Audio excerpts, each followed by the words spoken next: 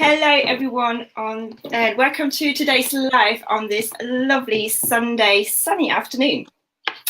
Today I've got with me the amazing Carol N. Reid, who is the founder of Snap Happy. She's a motivational speaker and also a transformation coach.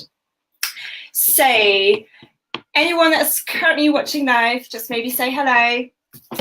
If you have any questions, just pop them into the box, into the questions underneath as you go along. We will stop for questions and we're also going to open up for questions afterwards. So today, Carol Ann will be talking about 3 steps to a different kind of happiness. So very interesting.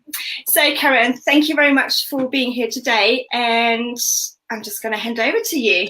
Oh, well, thank you so much, Jen, for having us. It's such a pleasure to join you, especially when it's such a gorgeous day outside. Yes. So thank you so much. Well, as Jen said, I'm one of the co-founders of Snap Happy. And if I was to kind of sum it up, an absolute nut when it comes to the power of mindset, the power of choices, what goes on in here and the effect that it has on all of our lives. So just going to kind of get straight in there and sort of share a little bit more about the power of what we say to ourselves and actually how much of an impact that it has on all of our lives. So it affects our confidence, our self-belief, the things that we like, the things that we don't like, what chances that we take, our comfort zone, relationships, finance, health. The list goes on and on and on. And the results, so if we were to sit wherever we are, like right now, and just have a little look around us, what surrounds you is a result of your thinking. So the way that we look today is a result of our thoughts. What we have, whether it be on your desk, on your windowsill, up on your walls, is a result of our thoughts, our beliefs, and our values. So once we really kind of begin to recognize the importance of it, if we ever want to create any form of positive change in our life, the first step is to recognize that we actually have that power. I think it's so exciting to kind of realize that for any change to happen, it starts with us. So if we were to almost picture that our thoughts are like seeds, and if we're putting seeds that are positive, that are kind, that are from a place of love, and we're going to go into that because it sounds a little bit corny when we talk about self-love, but love and anything like that, and then we were to nurture it, what do we think would flourish? It would be flowers, it would be roses, it would be beautiful things. If we were to picture that we were to plant negative seeds, those thoughts that maybe are slightly disempowering, the what if I fail, the fear-based seeds, a lot of them do come from a fear-based place. What do you think that we'd get? Oh, we'd get weeds, we'd get poison ivy, we'd get the things that actually can begin to spread throughout our lives and hold us back. And as we probably know, the more that we focus on, so if we were to then begin to nurture and clip and water and trim, whichever one we focus on, whether that's the gorgeous roses or the sunflowers or the poison ivy and weeds, whichever one we focus on, that will grow. That's exactly how our mind works. So I don't know how much we kind of know about sort of the neuroscience to it. I've done a lot of studies around positive psychology, the neuroscience behind it. I think when it's hard fact, you can't argue with science so much. So it's worth doing it. You know it's going to work. Yeah. But we actually have on average between 50 to 70,000 thoughts per day. And I know when I actually first learned that, I was like, oh my God, I feel intelligent. Like that's a lot of thoughts. Yes, it is, yes. And then to think that research has shown that, this is quite scary, that 80% of those thoughts are negative. And around 90% of those thoughts are habitual. So if we almost imagine the moment that we wake up and press stop on our alarm or snooze on our alarm, as it may be for some people, It's like pressing play on a CD that is on repeat, that's pretty much like death metal, going around and around on repeat 50 to 70,000 times per day. So as long as that's still on replay, then we're going to keep having the same thoughts. We're going to end up attracting the same things into our life. The same results will come around. This can be disempowering to our self-belief, confidence, and where we lead to in our lives. So I'm like a firm believer that happiness is something that we can take back into our own hands at any point in our life. And if we were to start to like tune out from the outside and begin to tune in to ourselves, this is where the magic happens. This is where we can begin to create change. So that's something that I've kind of created my career around for sort of the last 6 to 7 years, as you said, as transformational coach. And I'm just a believer that in here, every single one of us has like an absolute rock star that is just ready to grow and be released. And we can tap into that, and it all starts up here. So I'm going to kind of move on now to around the confidence and self-belief. So this is good news, though, that confidence is in fact a learned behavior. So I remember I used to believe that, well, I just wasn't born confident. So I am who I am.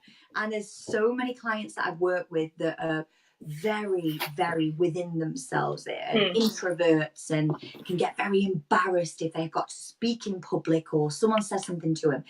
And again, we believe it. It becomes part of our story or our playlist. So the good thing is that actually we can develop confidence. We can begin to develop that through the power of positivity. So I'm just going to sort of share, if it's okay, like 3 tips around confidence. So step number 1, something like, if it's just sort of 3 basic things, I'd say to begin to recognize any strengths from the past. So just by getting pen to paper and thinking, okay, what have I achieved in the past? What are my strengths? Are you a good listener? Are you a natural athlete? Are you a great cook? Are you good at paying bills on time? Are you a good lover? Are you like, it can be anything. We need to really knuckle down and home in and actually recognize what we are good at, what are our strengths. And the moment that we do this and write it down and read it, it begins to trigger and create new neural networks in the brain that actually remind ourselves, the same way as like if we were to recall a scary movie. The moment that we begin to recall it, you can feel that fear, and it's almost like reliving it again. The same way as if we were to watch it live, we can do the same with our memories. So if we can get a clear list of what our strengths are, that gives us a big boost. Adding to that, if you were to start to, I don't know, for 7 days, 1 thing per day, add to that list. Okay, I'm also good at this. It's naturally going to be part of our psyche. We're going to be trying to like remember them. So that's a really sort of almost like a piece of homework to be able to work on and recognize what our strengths are. The other one would be to visualize. So use the power of the imagination. So if we can create the stories in our brain that tell us that we will fail, what if this happens, and all those thoughts that go around and around and around. As we said, a great example with the movie, the brain doesn't know the difference between what is real and what isn't. So as clever as it is, at the same time, you can actually almost trick it either way, positive or negative. So now we know this, we can use it to our advantage. If you were to begin to picture what your ideal, ultimate confident self looks like, if you could like wave a magic wand and just see in front of you the silhouette of yourself, whether that be like the rock star or superhero, whatever it would be, how are they stood? How are you stood? What are you wearing? What's your hair like? What's your persona like? What energy are you giving off? Are you standing tall? Are your shoulders back? Are your hands on your hips?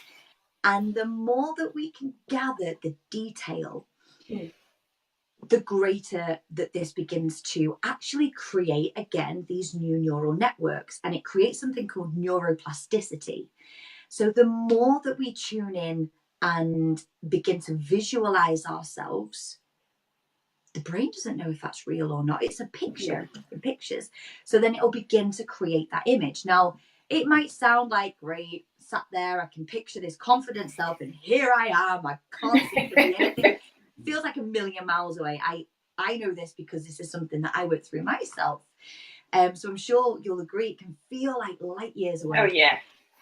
But actually, every single time we picture this, it creates that neural network. Then this is the key. We have to take action. Okay, so what would that person do in this situation? How would that person walk? How would the best version of me do this? How would the best version of me reply to this? How would the best version of me show up to a meeting? So the more that you can then begin, I call it stepping into the shoes of. So the more that we can visualize that ideal confident self and then begin to picture stepping into the shoes of. Now, I have recorded, it was a little while ago, but I do have a recorded guided visualization. So if you want, I'm more than happy. I can share it after if you like, and then you can share it with anyone who wants to give it a go. I'd love that. I would love that for myself, just alone. But yeah.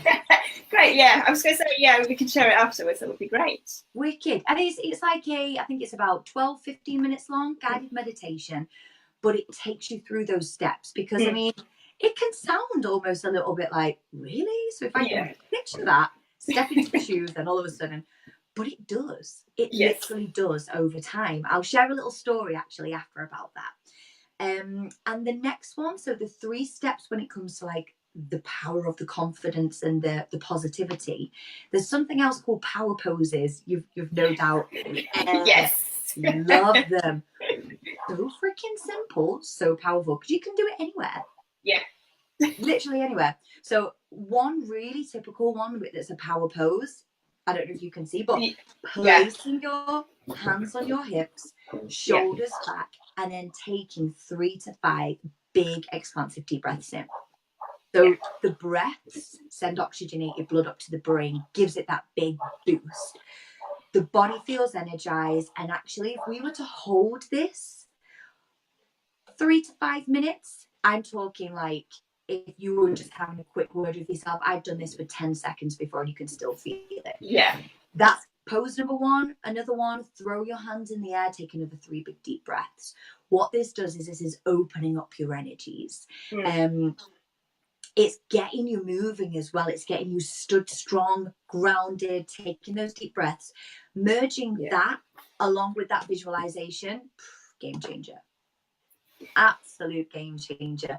Then already remembering your strengths and kind of beginning to really work with these. It's a great little confidence boosters. So they're sort of some like basic but great foundations to sort of take and begin to take the steps forward. So hopefully if we implement these, like they work. It totally works. So I'll share a dead quick story. I've actually just had a call with one of my clients. Her name's Claire. She won't mind me sharing this because she's just screamed on the phone. I was working with Claire maybe 4 or 5 months ago, and she'll openly say she wasn't overly confident. She had sort of a couple of underlying like limiting belief issues, a couple of different things. And one thing that I suggested and that we kind of worked on together was finding something for herself. And in fact, let me just rewind. Started working with her. It was actually about 9 months ago was our very first communication. And recommended that she began, whether it be working out, taking up art, something like that. And she began going to the gym and she met a trainer who was a powerlifter. So she got into this powerlifting. So about 4 or 5 months ago, she came to us as a one-to-one client. So we were working together, but she couldn't have the confidence to squat. She kept getting upset about it, and it really, really knocked her confidence because she wasn't able to progress and move forward with it. So these are some of the steps that we started with. The power pose, the recognizing your strengths, the visualizing her best self, and she had like this red fire aura around her. It was great fun to do, all in the imagination. She just picked up gold after entering. I've got it written on here. It's the amateur world champions deadlift. Oh wow! She's well done, Claire. 5'3.5". Oh my gosh! Less than a year, she has gone from not great confidence to finding something that she wanted to get her heart and soul into, and has just picked up gold today. Nice. If I'm honest, I was like, oh my God. So you can imagine, and that is through the confidence to go after. Yeah. It might not be the most typical of women thing to go and do, but she had the confidence to go and try it. And yeah, so we've just been absolutely celebrating. Nice. Yes. But it just shows with that self-belief and that power of positivity, you really can go on to just do anything. And sort of on that, it was just under 2 years ago, when I had my big switch in mindset. I don't mind sharing. I give sort of quite a lot of talks on it, but I lost my stepdad to suicide, and within the same year, like my best friend to cancer. I was in like a dark place. Like confidence was like down here. Very, very, very negative self-talk, as I'm sure you can imagine. If anyone's watching this, if you can relate, it's a real sort of tough place to be if you do ever find yourself there with the negative self-talk. And I reached out. I went and saw a life coach, and I went and got CBT. And it was from there that I was introduced to a mega simple technique that, long story short, completely changed my life. And it was the form of an elastic band technique. I don't know if I know we sort of communicated a bit about it, and I have heard of it. I've never done it myself, but I've heard some really good things about it. I just got given this red scraggy rubber band, and I was like, but I paid a fortune for this session. Yeah. I was like, look, how's this? But anyway, I listened, trusted, put it into action, and then sort of fast forward, that then became the underpinning to what is now the Snap Happy company. So it's a form of CBT therapy, and it's underpinned by, as we said, the elastic band technique. So it's a gold standard approach to therapy, NHS certified. And the technique is really simple. It's around recognizing that those negative, destructive chatter in your mind, you're the one that's constantly on replay. And what you do is you wear the band on your wrist, and each time you catch yourself having those negative thoughts, the worry, the anxiety, the what ifs, you tune in, stop the thought, snap your band, and then begin to replace the thought with something more positive. And over time, we've called it the stop, snap, smile technique. But then over time, it begins to retrain the brain to naturally think more positive. So instead of it, you've got the prefrontal cortex over on the right side, which is the negative, the worry, the stay safe, stay indoors and watch Netflix and don't leave the house kind of thoughts. Yeah. That would be lovely to do, but life just does never go that way. Oh, no. No. And then once you recognize those habitual thoughts, the ones that are holding you back, when you stop, it creates like a pause gap for change. And then that's where you snap. It actually breaks the neural connection because it changes your focus. Then you've got a window of opportunity. Okay, I'm going to plant that positive seed. I'm going to put that one in. I can do this. I'm going to try my hardest. So what if I fail? I'm going to do it. Whatever it might be, I can do this. Then over time, that begins to grow and create the new neural pathways, new positive ways of thinking. So it's blinking simple. I can't take it away from that. It is super simple to do. But like anything, it comes down to us. If we want a six-pack, we've got to show up. We've got to go to the gym. We've got to eat right. If you want to form a new positive mindset, we've got to put the action in. And what's what's easy to do is easy not to do.